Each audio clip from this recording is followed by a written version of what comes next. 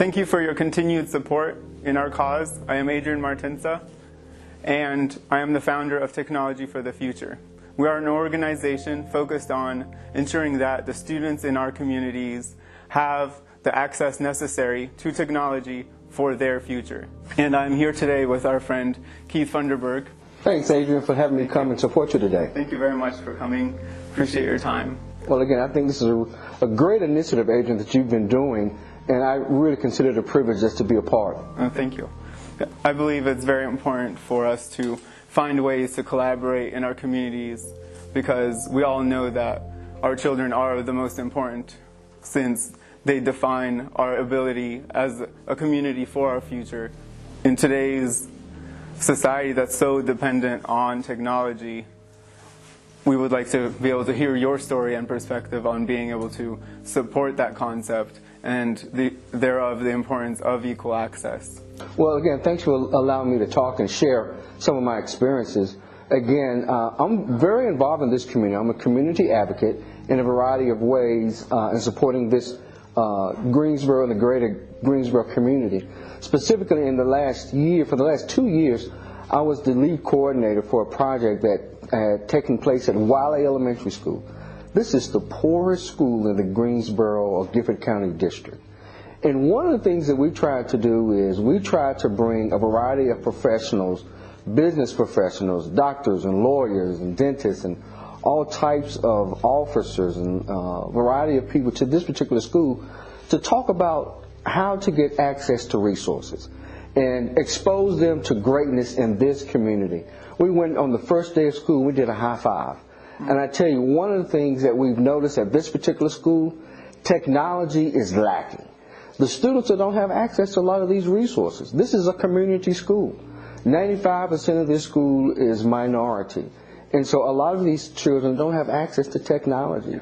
You know, I go to the school quite often and I see and I interact with the teachers and the students. And I tell you, being a part of a program like this where students can get access to technology, it makes a world of a difference. You know, they'll get a chance to interact with people all over the world.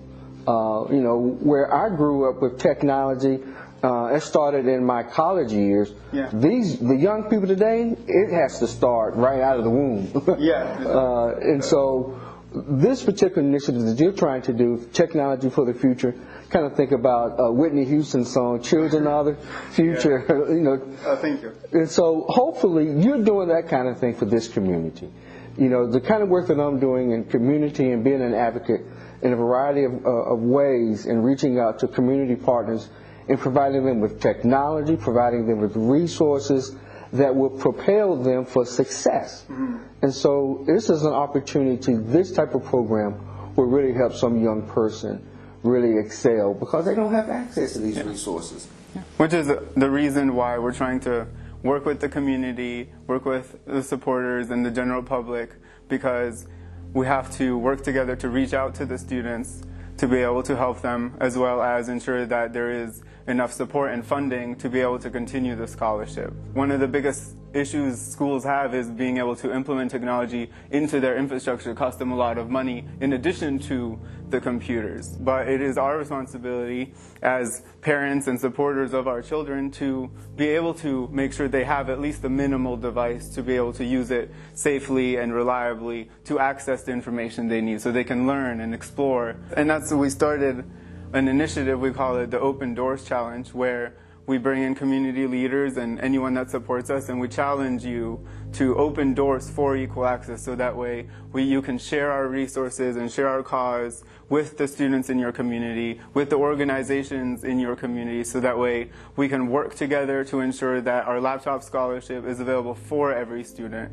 And as a part of that initiative, for this Christmas season, we can give at least 100 students a free laptop for their use. You know, we're going to make sure that you are able to follow us so you see our giving process, and hopefully that number will be able to increase, and that by Christmas a lot of the kids that otherwise don't even have a present will have this device that'll not only bring them happiness during the holiday, but will also, from our perspective, give them access to be able to achieve and to be able to grow as a person. I challenge my other community advocates and other leaders in this community and organizations, we need to really support this initiative because you're doing the kind of things that we should be doing for our young people.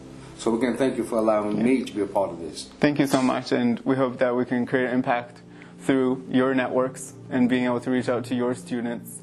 Well, thank you so much for being with us. Thank you, and sir. for your time. Help us open doors for equal access with a simple donation of $9 a month, because together we can make a greater difference.